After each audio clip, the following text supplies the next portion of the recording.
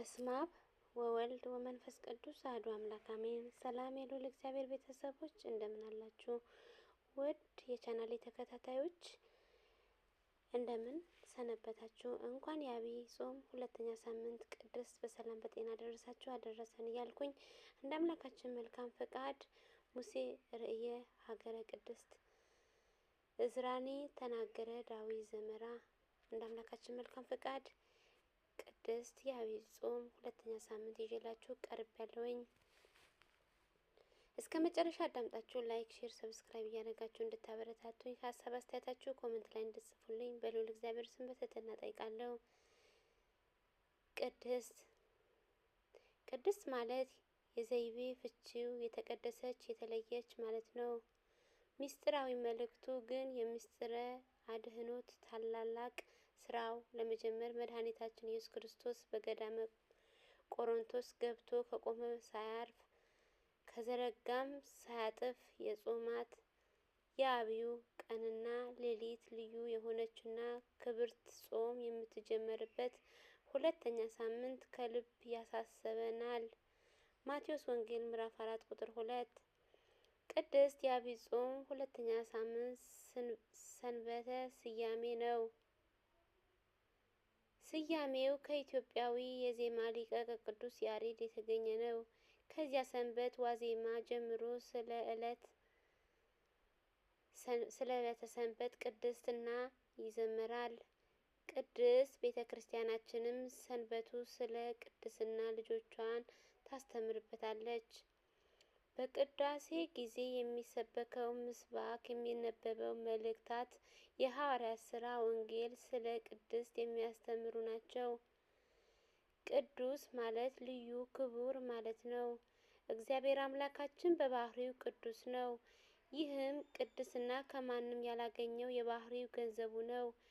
መጻሕፍትም የባህሪ ቅድስናውንም ተባብረው መስክረዋልና በባህሪው ቅዱስ ስለሆነ ቅዱስ ቅዱስ ቅዱስ እየተባለ ይመሰገናል። ኢሳይያስ ምዕራፍ 6 ቁጥር 1፣ ምዕራፍ 3 ቁጥር 40 እስከ 25፣ ራዕይ ዮሐንስ ምዕራፍ 15 ቁጥር 4፣ አንደኛ ሳሙኤል ምዕራፍ 2 ቁጥር 2 እስከ 3። እኛም ቅዱስ ልጆች በስጋ ተገልጦ እንዳስተማረን በየዕለቱ ጀምራችን ጸሎታችንን ስምህን ይቀደስ እንለዋለን።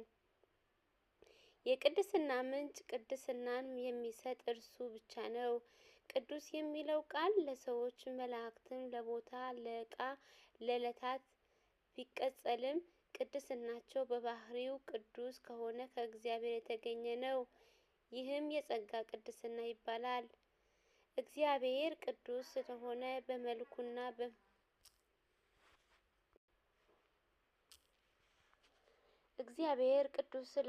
በመልኩና በምሳሌው አክብሮ የፈጠረው እኛንን ቅዱስ እንደሆንን ይፈልጋል። ቅዱስ ጴጥሮስ ዳሩ ግን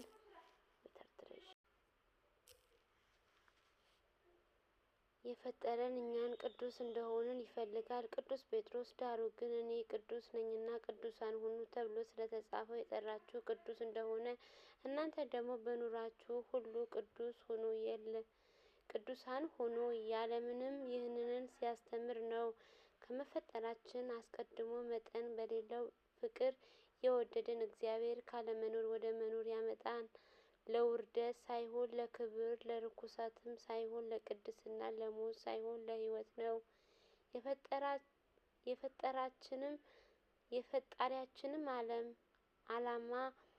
የፈጣሪያችንም ዓላማ በፊቱ በፍጹም ምግባርንም ሃይማኖትንም በመመላለስ ከእርሱ ጋር እንድንኖር ነው። ብርሃን ከጨለማ ጽድቅን ከኃጢአት ጋር ኅብረት የለውምና ከእርሱ ጋር ለዘላለም ነግሰን ለመኖር በቅድስና መኖር ይጠበቅብናል። ቅድስናችን በኑሯችን ሁሉ እንዲሁም ታዘናልና አንደኛ ጴጥሮስ ምዕራፍ 1 ቁጥር 15። ስለዚህም በተሰማራንበት የሥራ መስክ፣ በማህበራዊ ኑሯችን፣ በምንበላው ምግብ፣ በምንለብሰው ልብስ፣ በንግግራችን በመሳሰሉ ሁሉ እግዚአብሔርን ደስ የሚያሰኘው በማድረግ እግዚአብሔርን በሚሞት ስጋችን እናክብረው። እኛን ደግሞ ሸክምንም ስጋችን እናክብረው። እኛ ደግሞ ሸክምን ሁሉ የኃጢአታችንም ጭንቀት ከኛ አስወግደን በፊታችን ያለው ሩጫ በትዕግስት እንሩጥ። የእምነታችን ራስና ፍጻሜው ኢየሱስ እንከተለው።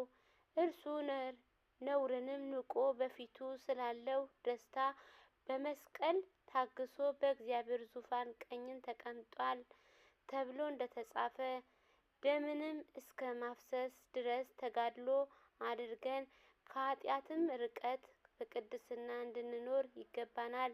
ዕብራውያን ምዕራፍ 12 ቁጥር 1 ስጋዊ ምኞታችንን መሻታችንን ሰቅለን አሮጌውን ሰዎችን አስወግደን ንስሐ ገብተን ቅዱስ ስጋውን ክቡር ደሙን ተቀብለን በቅድስና እንድንኖር ረድኤተ እግዚአብሔር አይለየን።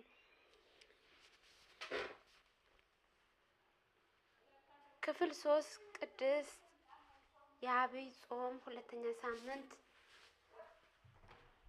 በዚህ አጠናቀናል። በሚቀጥለው እስከምንገናኝ መልካም ሳምንት እያልኩኝ በዚሁ እሰናበታችኋለሁ። ወስብሐት ለእግዚአብሔር ወለወላዲቱ ድንግል ወለመስቀሉ ክቡር። ይቆየን።